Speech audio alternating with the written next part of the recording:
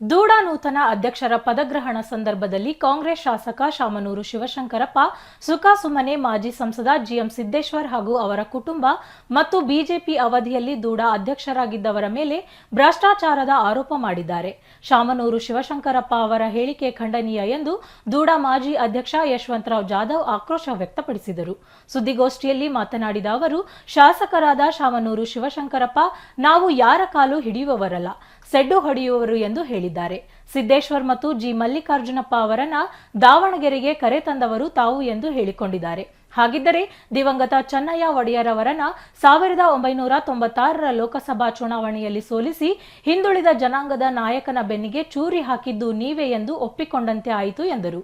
ಸಿದ್ದೇಶ್ವರ್ ಮತ್ತು ಹಿಂದಿನ ದೂಡ ಅಧ್ಯಕ್ಷರ ಮೇಲೆ ಅನೇಕ ಗುರುತರ ಆರೋಪ ಮಾಡಿದ್ದಾರೆ.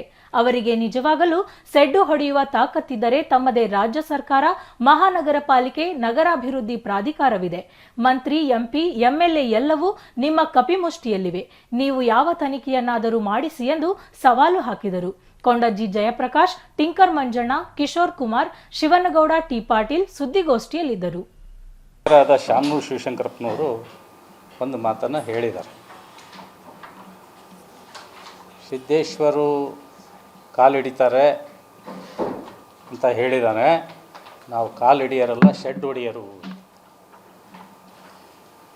ನಾನು ಶಾಮನೂರು ಶಿವಶಂಕರಪ್ಪನವರಿಗೆ ನಿಮ್ಮ ಮುಖಾಂತರ ಕೇಳಲಿಕ್ಕೆ ಇಷ್ಟಪಡ್ತಕ್ಕಂಥದ್ದು ಏನು ಅಂದರೆ, ನೀವು ಮತ್ತೊಂದು ಮಾತನ್ನು ಹೇಳಿದಿರಿ. ದಾವಣಗೆರೆಗೆ ಜಿ ಮಲ್ಲಿಕಾರ್ಜುನಪ್ಪನ ಮತ್ತು ಶಾಮನೂರು ಮತ್ತು ಸಿದ್ದೇಶ್ವರನ್ನ ರಾಜಕೀಯಕ್ಕೆ ಕರೆತಂದಿದ್ದು ನಾವು ಅಂತಕ್ಕಂಥ ಮಾತನ್ನು ಹೇಳಿದ್ರಿ. ನಿಮಗೆ ನಾನು ಒಂದು ಪ್ರಶ್ನೆ ಮಾಡಲಿಕ್ಕೆ ಬಯಸ್ತೀನಿ. 1996ರ ಚುನಾವಣೆ,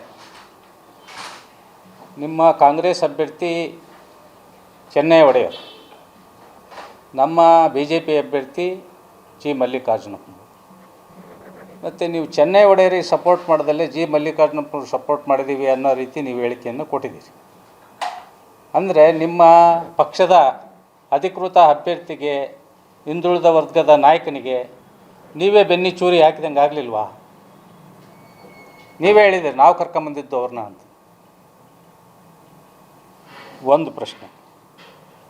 2019ಗೆ ಲೋಕಸಭಾ ಚುನಾವಣೆ ಘೋಷಣೆ ಆದ ನಂತರ ಅವತ್ತಿನ ವಾತಾವರಣ ನೋಡಿ BJP ಯಾವ ಕಾರಣಕ್ಕೂ ಸಹಿತ ಈ ಕ್ಷೇತ್ರದಲ್ಲಿ ಸೋಲಲ್ಲ ಅಂತ ಗೊತ್ತಾದ ತಕ್ಷಣ ಹಿಂದುಳಿದ ವರ್ಗದ ನಾಯಕನಿಗೆ ಟಿಕೆಟ್ ಕೊಡಿಸುವ ನೆಪ ಮಾಡಿ ಅವತ್ತು HP ಮಂಜಪ್ಪಗೆ ಟಿಕೆಟ್ ಕೊಡಿಸಿ ಏನೇನು ಆಟಗಳನ್ನು ಆಡಿದ್ರಿ, ಅವ್ರು ಸೋಲಿಗೆ ಕಾರಣರು ಯಾರು? ಮತ್ತು ನಾವು ಶೆಡ್ ಹೊಡೆಯರು ಅಂತಂದೇಳಿ ಹೇಳ್ತೀರಿ. 2019ಗೆ ಯಾಕೆ ಶೆಡ್ ಹೊಡಿಲಿಲ್ಲ? ಹಾಂ, ಅವತ್ತು ಯಾಕೆ ಶೆಡ್ ಹೊಡಿಲಿಲ್ಲ ನೀವು? ಒಂದು, ಸಿದ್ದೇಶ್ವರ ಮೇಲೆ ಮತ್ತು ನನ್ನ ಮೇಲೆ ಅನೇಕ ಗುರುತರವಾದಂಥ ಆಪಾದನೆಗಳನ್ನು ಮಾಡಿದ್ದಾರೆ. ನಾನು ಅವರ ಎಲ್ಲ ಆಪಾದನೆಗಳಿಗೆ, ಸಿದ್ದೇಶ್ವರ ಅವ್ರು ಯಾವುದೋ ಅವರ ಇವರು ಮಾಗನೂರು ಬಸಪ್ಪವ್ರದ್ದು ಸೈಟ್ ಹೊಡ್ಕೊಂಡಿದ್ದಾನೆ, ಆಮೇಲೆ ಬಸ್ ಶೆಲ್ಟ್ರ್ ಒಳಗೆ ದುಡ್ಡು ಹೊಡೆದಿದ್ದಾನೆ, ಮತ್ತು ಹಿಂದಿನ ಮಂತ್ರಿ ಭೈರತಿ ಬಸವರಾಜ್ ಅವ್ರ ಹತ್ರ ಲಂಚ ಪಾರ್ಟ್ನರ್ಶಿಪ್ನಾಗ ಹಂಚ್ಕೊಂಡಿದ್ದಾರೆ, ಇನ್ನೂ ಅನೇಕ ಗುರುತರವಾದಂಥ ಆಪಾದನೆಗಳನ್ನು ಮಾಡಿದ್ದಾರೆ. ನನ್ನ ಮೇಲೂ ಸಹಿತ ಯಾವುದೋ ಸೈಟನ್ನು ಬರ್ಕೊಂಡಿದ್ದಾನೆ ಅಂತಕ್ಕಂಥದ್ದನ್ನು ಹೇಳಿದ್ದಾರೆ. ನಾನು ಇವತ್ತು ನಿಮ್ಮ ಮುಖಾಂತರ ಶಾಮನೂರು ಶಿವಶಂಕರಪ್ಪನವರಿಗೆ ಮತ್ತು ಮಲ್ಲಿಕಾರ್ಜುನವರಿಗೆ, ಮಂತ್ರಿ ಮಲ್ಲಿಕಾರ್ಜುನವರಿಗೆ ಎರಡು ಪ್ರಶ್ನೆಗಳನ್ನು ಕೇಳಲಿಕ್ಕೆ ಬಯಸ್ತೀನಿ. ನೀವು ಈಗೇನು ಆಪಾದನೆಗಳನ್ನು ಮಾಡಿದ್ದೀರಿ ನಮ್ಮ ಮೇಲೆ, ಅವೆಲ್ಲವೂ ಸಹಿತ ನಿಮ್ಮ ಹತ್ರ ಅಧಿಕೃತ ದಾಖಲೆಗಳಿದ್ದರೆ, ಏನೇನು ಆಪಾದನೆಗಳನ್ನು ಮಾಡಿದ್ದೀರಿ ನಮ್ಮ ಮೇಲೆ, ನಾನು ಸೈಟ್ ಹೊಡ್ಕೊಂಡಿರ್ಬೋದು, ಅಥವಾ ಸಿದ್ದೇಶಣ್ಣವ್ರದ್ದು ಅದು ಯಾವುದೋ ಆಸ್ತಿ ಬರ್ಸ್ಕೊಂಡಿರೋದು ಇರ್ಬೋದು, ಅಥವಾ ಲಂಚ ಹೊಡೆದಿರೋದಿರ್ಬೋದು, ಮತ್ತು ಬೇರೆ ಬೇರೆ ಏನೇನೋ ಹೇಳಿದ್ದೀರಿ ನೀವೆಲ್ಲ, ಅವೆಲ್ಲವೂ ಸಹಿತ ನಿಮ್ಮ ಹತ್ರ ದಾಖಲೆ ಇರಬೇಕಲ್ಲ. ನೀವು ಸುಮ್ಮನೆ ಹೇಳಕ್ಕೆ ಬರೋಲ್ಲ. ಯಾವುದೇ ಒಬ್ಬ ವ್ಯಕ್ತಿ ಮೇಲೆ ಏನಾದರೂ ಹೇಳ್ಬೇಕಾದ್ರೆ ಏನಾದರೂ ಒಂದು ದಾಖಲೆ ಇರಬೇಕು.